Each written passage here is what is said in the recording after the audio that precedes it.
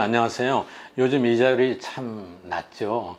은행에 예금하셨던 분들, 그리고 목돈을 넣고 연금처럼 이자 받아서 생활하시는 분들 정말 힘드실 것 같아요. 최근에 정기예금 1년 이자율이 2%도 안 되는 것 같아요.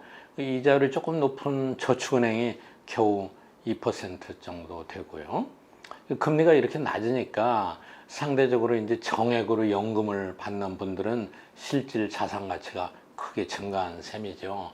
예를 들어서 한 월 200만 원 고정적으로 어디서 연금을 받는다면은 한 12억 정도의 금융 자산을 갖고 있는 거나 똑같지 않겠어요?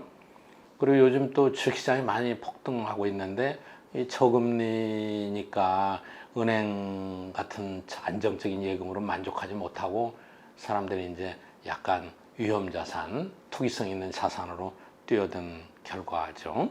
그런데 이 낮은 이자율은 어제 오늘 얘기도 아니고 또 우리나라에만 국한된 현상도 아닙니다. 많은 선진국들, 특히 일본은 오랫동안 마이너스 금리를 유지하고 있고 미국도 10년 만기 장기 국채가 0.9%밖에 안 됩니다. 독일은 마이너스 0.5%고요. 주요 35개국의 그 국채 평균 수익률이 1.7%예요.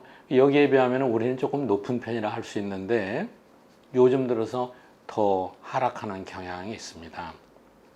물론 이제 경기가 침체되면은 금리도 하락하고 이런 현상들이 일시적으로 가끔 나타납니다. 그런데 요즘 경제학자들이 굉장히 관심 있게 보고 있는 것 중에 하나는 상당히 오랫동안 지금 금리가 낮은 상태에서 있습니다. 흔치 않았던 일이에요.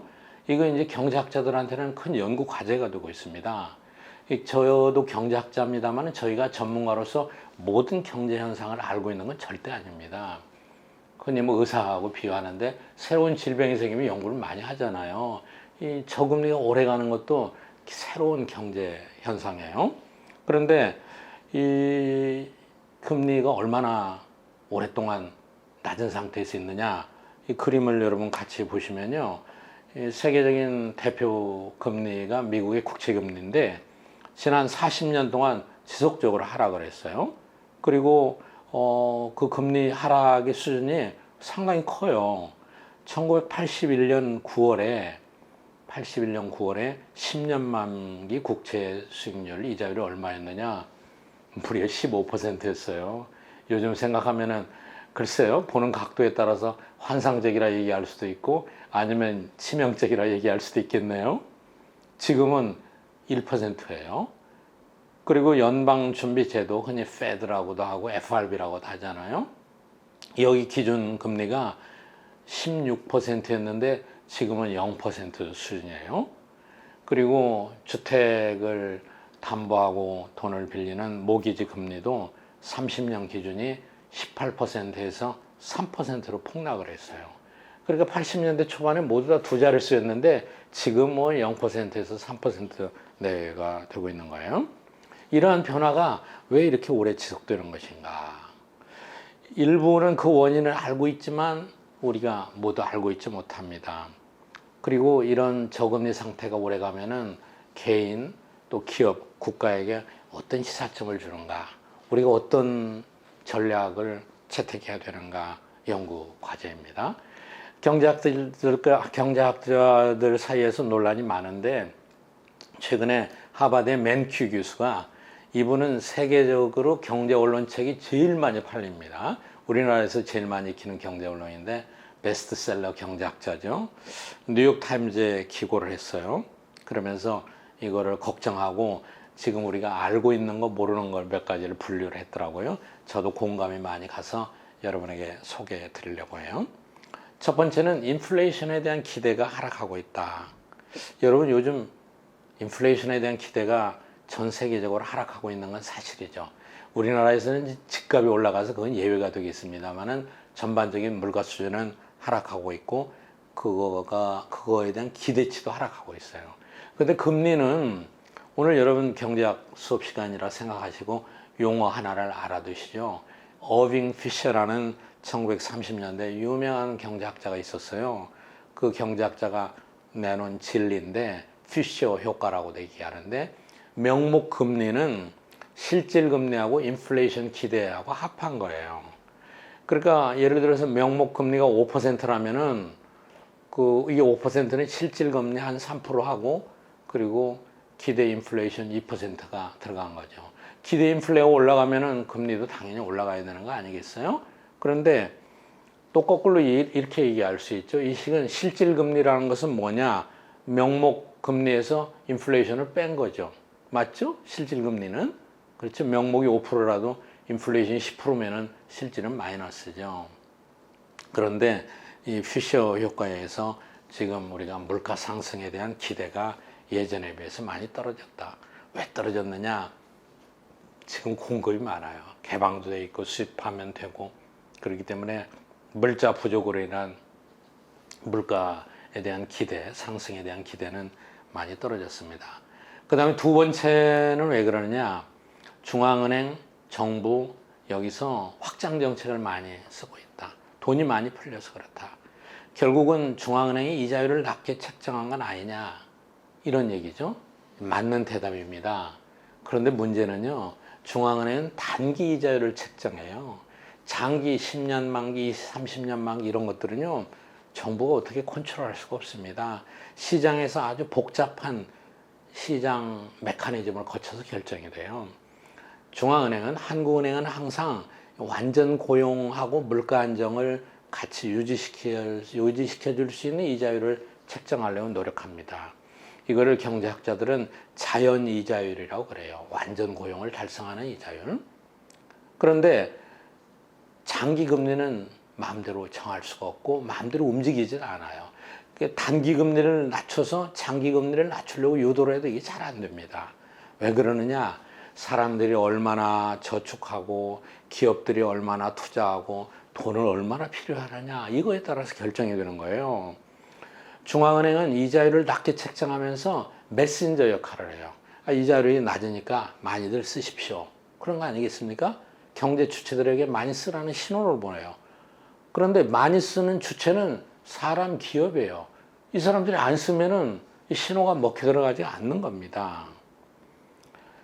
자, 사람들이 안 쓰는 거예요. 돈을 안 쓰는 거예요. 왜 돈을 안 쓰느냐? 왜 민간 소비가 적으냐? 이건 연결이 되는 건데, 첫째는 소득 불균형을 얘기합니다. 요즘 저소득 계층이 많이 늘어나고 있어요. 그런데 여러분, 저소득 계층하고 부유한 계층하고 얘기하면은 소득에 비해서 쓰는 비율이 누가 높습니까? 고소득 계층은 별로 안 쓰죠. 안 씁니다. 부유 계층이 저소득층에 비해서 상대적으로 소비보다는 저축을 해요. 여러분, 여유 있으면 저축하시잖아요. 두 번째는 중국이 고도 성장하는데 중국이 또 민간 소비가 적어요. 저축률이 높아요. 중국 사람들이 저축을 많이 합니다. 그러니까 중국이 저축한다는 얘기는 저축해서 뭡니까? 주식도 사고 뭐 투자도 하고 그러잖아요. 자금 시장으로 돈이 자꾸 유입이 돼요. 자금 시장으로 돈이 들어가는 거예요. 그러니까 이자율이 높을 수가 없는 거예요. 그리고 시장의 불안정이 2008년 금융위기 때도 그랬지만 지금 팬데믹으로 불안정성이, 불확실성이 더 늘어났어요. 그러니까 위험을 회피하려고 그래요. 사람들이 예전보다 예비적으로 장래가 어떻게 될지 모르니까, 불안하니까 돈을 더 많이 갖고 있으려고 하고 쓰질 않는 거예요. 또 마지막으로 우리나라에서도 그렇지만은 과거처럼 철도다, 뭐 자동차다, 중화공업이다, 이런 투자가 적어요. 그 돈을 쓰질 않는 거예요.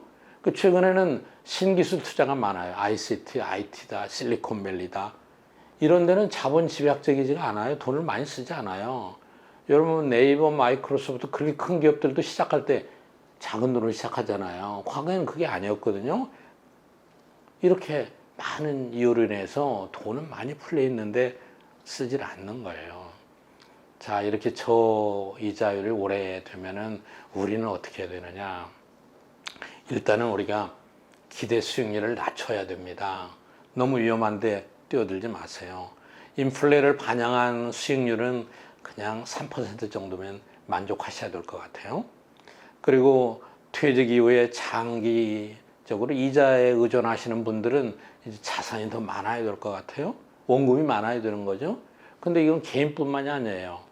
국민연금도 원금이 더 많아야 되고, 그리고 보험회사들도 가입자들한테 평생 보장해 주기로 했는데 이자를 이렇게 따지면 안 되죠. 더 많아요. 공적연금, 보험회사 엄청나게 많은 자금이 필요해요. 이것도 역시 돈을 빨아들이는 역할을 하게 되잖아요. 돈을 안 쓰고 계속 모아둬야 되니까 이것도 이제 이자로 영향을 미치게 되는 거죠. 물론 일부에서는 이자율이 낮으니까 정부 부채 걱정할 필요가 없다. 개인 부채도 걱정할 필요가 없다. 이렇게 얘기합니다. 그런데 여러분, 낮은 이자율은 한마디로 표현하자면은 양날의 칼이에요.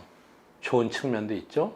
그런데 한번 나빠진다는 얘기, 한 번 이자율이 올라가게 되면은 엄청나게 큰 부담이 되는 겁니다. 경기 상황은 언제든지 변할 수 있습니다. 앞으로 단기간에도 경기 전망이 좀 좋아지고 이렇게 되면은 이자율이 올라가고 중앙은행에서 좀 더 통화 회수하기 시작하면은 어떻게 될지 모르는 거예요. 항상 우리말에 과유불급이라는 말이 있죠. 지나친 것은 부족한 것만도 못하다. 낮은 이자율은 양날의 칼과 같습니다. 여러분 항상 경기 상황을 주시하면서 어느 쪽의 칼날을 피해야 될지 조심해야 됩니다. 경제 생활은 항상 만만치가 않아요. 계속해서 조심하십시오. 감사합니다.